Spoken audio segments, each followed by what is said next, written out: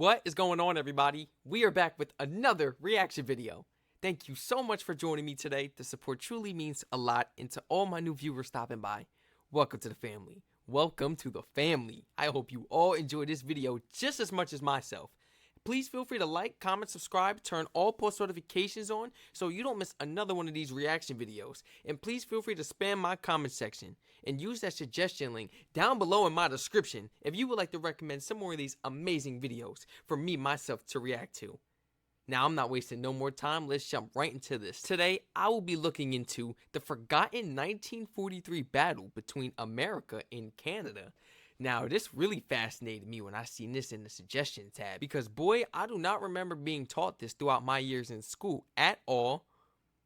Now, I thought America and Canada were allies, so I can't really see us going to war or fighting each other.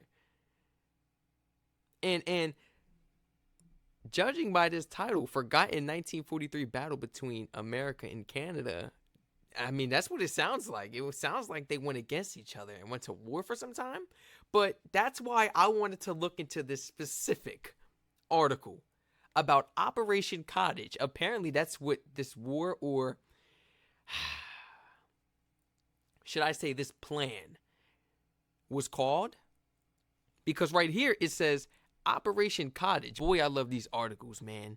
They give all the facts that I need before jumping into these videos because I was really confused. We got Operation Cottage was a joint American-Canadian plan to complete the recapture of the Aleutian Islands from the Japanese. Wait a minute. Was a joint American-Canadian plan. So they came together. They didn't go against each other. Why the title say War, the Forgotten 1943 battle between America and Canada? They didn't go against each other. Let me keep reading, actually. Let me keep reading. On August 15th, 1943, Allied military forces landed on, is it Kiska Island or Kiska? Kiska Island, which had been occupied by Japanese forces since June 1942. However, the Japanese had secretly abandoned the island 2 weeks earlier, and so that Allied landings were unopposed. Allied forces suffered over 500 casualties in total during the operation from Japanese landmines and booby traps, friendly fire incidents. Y'all was shooting y'all own. Friendly fire incidents and vehicle accidents. Man, let's jump right into this video. I'm not wasting no more time. I'm glad I read this article before watching this video because boy, was I confused. I thought America and Canada went against each other. The only time we really went against each other was now during the tariff. I didn't really think that we went against each other before. So this really fascinated me. Today, I will be reacting to Forgotten 1943 Battle Between America and Canada. Boy, that sounds so confusing. That sounds odd. Let's check it out, man. Let's go ahead and watch this video through because I could be wrong. Or is this title wrong? The article can't be wrong. I mean, come on now. So where did this tragedy occur? The answer is a cold, windswept, often fog-bound island in the North Pacific named Kiska, part of the Aleutian Islands chain in Alaska. Japan had Kiska. So I did pronounce it right the first time. Kiska. Because Kiska sounds a little weird. Yeah, Kiska sounds way better. Attacked the Aleutians in summer 1942 as a diversionary operation as part of their Midway Island campaign. Midway turned into a complete disaster for the Imperial Japanese Navy, but in the north, Japanese forces managed to occupy several remote Aleutian islands. On the 6th of June 1942, a Japanese force of 500 Marines had captured Kiska, followed by 2,000 Army troops. The U.S. determined to recapture its lost Aleutian territories and instigated a series of amphibious operations. I guess you gotta walk like that because of the landmines, the booby traps. Yeah. Oh, I would be scared to walk over there. In May 1943, the island of Attu was recaptured after very fierce fighting with its Japanese garrison. Attu and Kiska's geographic positions controlled the sea lanes across the North Pacific.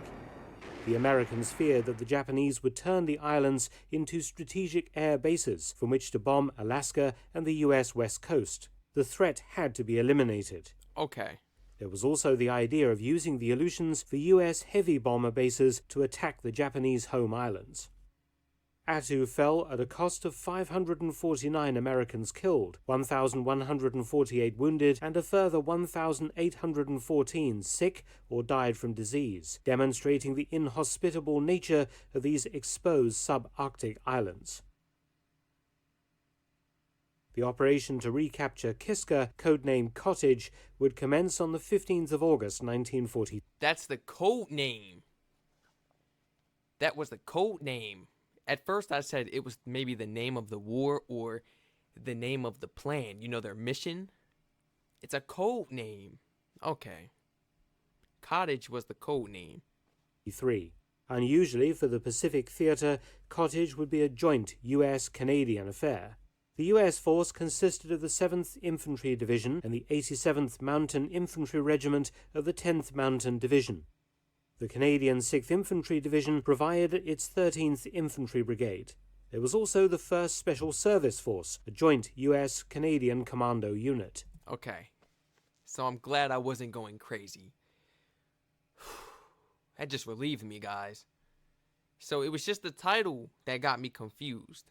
Because it said battle between America and Canada. I was like, Okay, so America and Canada joins it together to take over Kiska Island from the Japanese. But the Japanese got up out of there 2 weeks before they even showed up. They had a plan before we had a plan and got up out of there. The U.S. knew that the Japanese garrison on Kiska numbered over 10,000 men, with anti-aircraft guns and some artillery. They expected a stiff fight. A significant naval bombardment commenced on the morning of the 15th of August, including almost 100 Allied ships, plastering known Japanese positions before over 34,000 US and Canadian troops began boarding landing craft.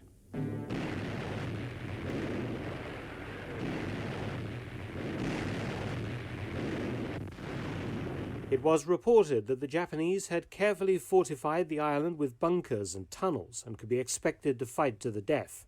Though some indications were received by the Americans that the Japanese had That'll be imagine you thought you took out all the Japanese that was there.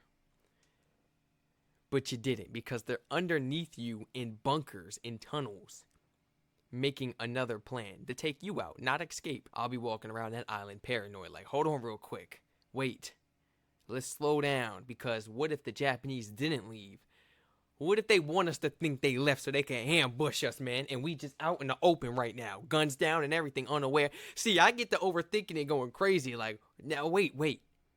Stop making so much noise. actually withdrawn from Kiska. U.S. High Command ordered Operation Cottage to proceed, they believing that the Japanese had instead retreated into the interior of the island, in the mountains, to await the invasion. The landings were a bit of a mess. Though the weather was clear, vessels ran aground and timetables were wrecked. There was no Japanese resistance. Fog then came down, reducing visibility as troops moved inland. Right. Gunfire was heard all the time as soldiers shot at suspected positions, and explosions went off as Japanese booby traps detonated or people stepped on mines. Allied artillery continued firing into the fog and mist, adding to the impression that resistance was being met. At one point, US and Canadian troops advancing from different directions in the fog bumped into one another with tragic consequences. Both sides. Now, do not tell me that they got scared and they ended up shooting each other or using any melee weapons against each other. Please don't tell me that. Because look, we educated, man. This is why I love those articles. We come into these videos educated, man. If you don't know, you better know. You better look up the facts. Yeah. Because it said that there was some friendly fire going on. Oh. Were we confusing each other for the Japanese? Oh, man. Sides were clearly seeing abandoned Japanese positions, expecting at any moment to run into the Japanese main line of resistance. Seeing figures moving in the poor visibility and unaware of the position of US units, a jumpy Canadian soldier opened fire. The Americans, seeing unidentified figures firing on them, returned fire, believing the Canadians were Japanese. One of the problems may have been the helmets that both sides were wearing. From a distance and in poor visibility, the US M1 helmet could easily be mistaken for a Japanese steel helmet. I want to look up 2 pictures of the differences so I could put them side by side, but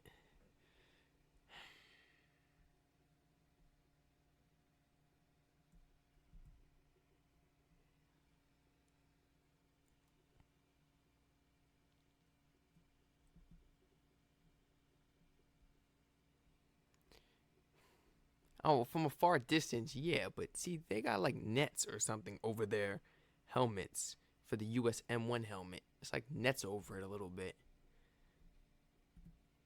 The Japanese does not have any nets, but I guess from a far distance, they kind of resemble each other. And for this operation, the Canadian forces had given up their British-style Brodie helmets and been re-equipped with US M1 helmets. Again, US forces, perhaps not familiar with Canadians wearing non-British style uniforms, fired on them believing they were Japanese simply by the shape of these helmets. Oh, man. A full-scale battle commenced as both sides hammered the other. When identifications were eventually established and the firing was stopped, casualties were significant. The Canadians had killed 28 Americans and lost 4 of their own. What? A further 50 US and Canadian soldiers lay wounded. So I guess the title was not lying. It was literally between America and Canada, like, not intentionally. My goodness. I mean, guys, we came here together. That's crazy. Because of Japanese helmets. time bombs, booby traps, and accidents killed or wounded many more soldiers on Kiska. Hold on, let me make sure I heard that right. Firing was stopped, casualties were significant. The Canadians had killed 28 Americans and lost 4 of their own. A further 50... And wait a minute. Whoa. The Canadians killed 24 Americans but lost only 4 of their own. Boy, that says a lot about the U.S. military. We was getting swept by Canada. Rest in peace to all those lost soldiers that wasn't even supposed to lose their lives that day. I mean, come on, my goodness. You weren't even supposed to lose your life that day, man. It's very unfortunate. A further 50 US and Canadian soldiers lay wounded. Japanese time bombs, booby traps, and accidents killed or wounded many more soldiers on Kiska. The biggest single loss was to the US Navy when a stray Japanese sea mine collided with the destroyer USS Abner Reed, blasting off the vessel's stern and killing 71 crewmen and injuring a further 47. The island of Kiska was soon declared captured, but not one Japanese soldier was found anywhere on the island. US intelligence had been right to be suspicious. For once, the Japanese had decided to retreat rather than fight and had successfully evacuated the barren island. But somehow, the invasion force had suffered 313 casualties invading an empty island, caused by an appalling series of friendly fire incidents demonstrating poor inter-allied cooperation. Yes. Poor, very poor inter-allied cooperation. I never would have imagined that those type of mistakes were being made in the military. In the middle of a mission, Canada and America, I hope we made some changes over the time, which he said we did. Well, Canada did. They changed their hats up so they didn't look more like the Japanese. We could have came up with a better plan, to make each other more aware that we are not on opposing sides. We are together, like put something on or something. We could have figured it out, man. We could have figured that out. We did not have to kill each other. to have to make these changes. A series of clever Japanese booby traps which had taken the lives of many unsuspecting soldiers. None of this was reported in the press or newsreels at the time for obvious reasons, but Operation Cottage was an embarrassment of fairly big proportions for the US and Canadian militaries. We got booby traps on the ground, we got mines on the ground, then we got America and Canada shooting at each other. And then we just got the Japanese in the distance just witnessing this, probably. Like, they stopped fighting and they're just probably like, what is going on? This is our time to get out of here. We don't know what's going on. Because that would have, confused me too if I was on the opposing side. If I was on the Japanese side, I'd be like, why are they fighting each other if they came here for us? So maybe they took that as an opportunity to just escape, rather than losing soldiers as well. That seemed like the smarter option, man. If you guys enjoyed this video just as much as myself, please feel free to like, comment, subscribe, and turn all post notifications on. The support truly means a lot, and I'm so grateful for everyone that stopped by today to watch this amazing video with me. Please feel free to spam my comment section and use that suggestion link down below in my description if you would like to recommend some more of these phenomenal, intriguing videos for me, myself, to react to. And please, feel free to share this video and this channel to your friends and family members, whoever you feel may be interested in joining us for these reactions. Once again, I will catch you guys in the next reaction video. Stay safe.